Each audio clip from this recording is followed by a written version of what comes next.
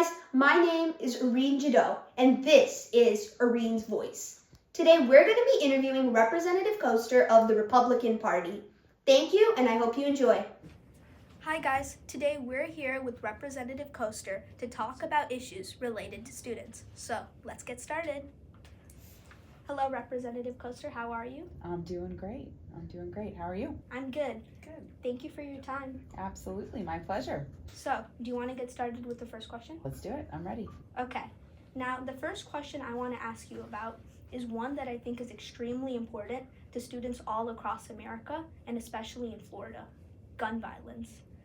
The news of school shootings sends a wave of fear throughout students everywhere. So I have to ask, what is the Florida House of Representatives doing about this issue? Absolutely, and thank you for being concerned about it. I've got 2 kids who go to school in Florida, and this is something that I think about all the time. We've actually done quite a bit here in Florida to address these issues. We passed several years ago the Marjorie Stoneman Douglas Act that hardened our schools for school safety, did a lot of things to put fences up around the schools, make sure there's single points of entry into the schools. We're also spending a lot of money for mental health counseling in our schools to address concerns. So we're doing a lot. Can we do more? Always. There's always more to be done. This is an issue that we look at every session. We deal with bills that address school safety for our students, but you're absolutely right. It is a concern, and it's something that we are looking at, we always are looking at, and we can always do better. Okay, I understand. Now, the next issue I want to ask you about is the teacher shortage. Yes. According to the Florida Education Association, Florida currently has 10,000 vacancies in public schools. What do you think we need to do to solve this issue? Another really important issue. I met with some of our teachers from Hillsborough County this week, and it's a multifaceted problem, right? There's lots of things that we could do to solve for the problem. Obviously, teacher pay is an issue. We've been increasing teacher pay every year here in Florida. That's only one part of the problem, though. Teachers are leaving that workforce for other reasons than just pay. The environment in the classroom is not good.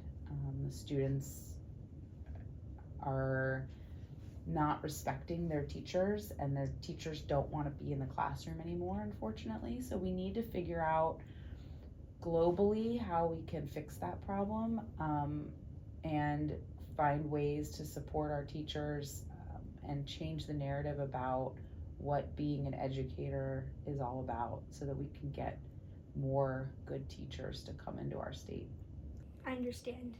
Now, the third issue I want to talk to you about was when Florida passed House Bill 3 in 2024, which stated that kids had to be 14 years of age to use social media apps like Instagram and TikTok.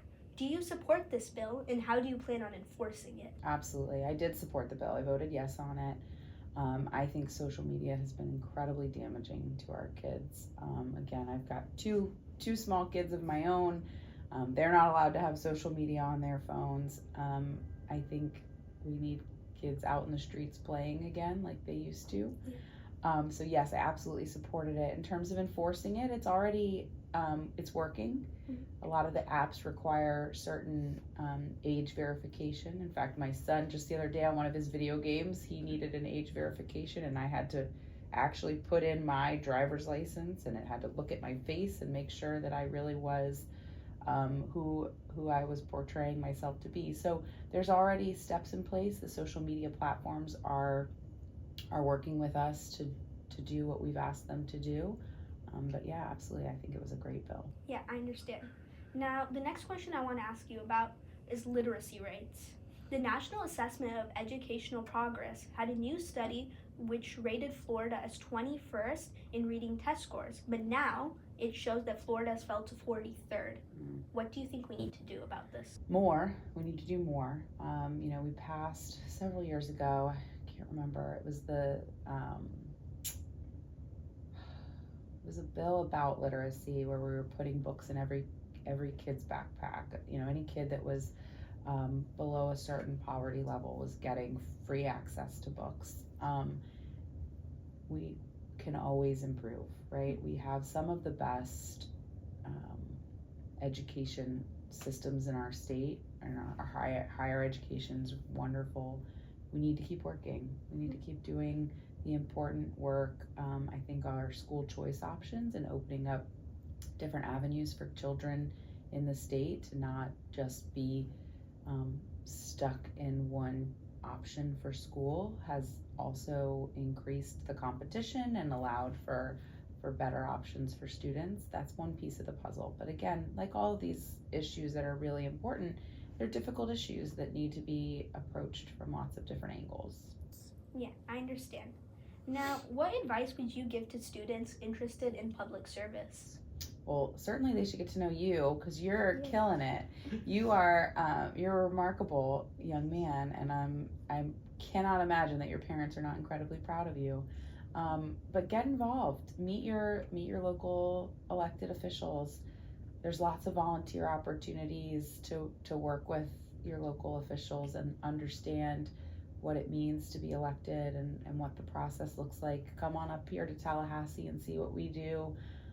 I know I don't speak just for myself. All of my colleagues love meeting with kids. We know you guys are the future. So just get involved, reach out, schedule meetings. We will always take meetings with kids. So that's the best way you can get involved. Thanks. And do good in school. Okay. Now, if you had never pursued a life in politics, what different career would you have tried? Well, so in Florida, we're a part-time legislature, so all of us also have full-time private jobs. So in my private life, I'm a lawyer. I help families going through difficult family journeys as a lawyer. And so after my life in politics, that's what I'll plan to do. I'll go back to just being a lawyer, but I still maintain my law practice even while I'm up here in Tallahassee. Okay. Thank you, Representative Koster. Thank you so much. It was such a pleasure meeting you. It was a pleasure meeting you too. Oh, I hope you enjoy the rest of your PAGE program experience. Thank you. Thank you. That's the end of this interview. Thank you for watching. Also, if you like the interview, make sure to like, share, and subscribe. Also, make sure to comment down below. Thank you.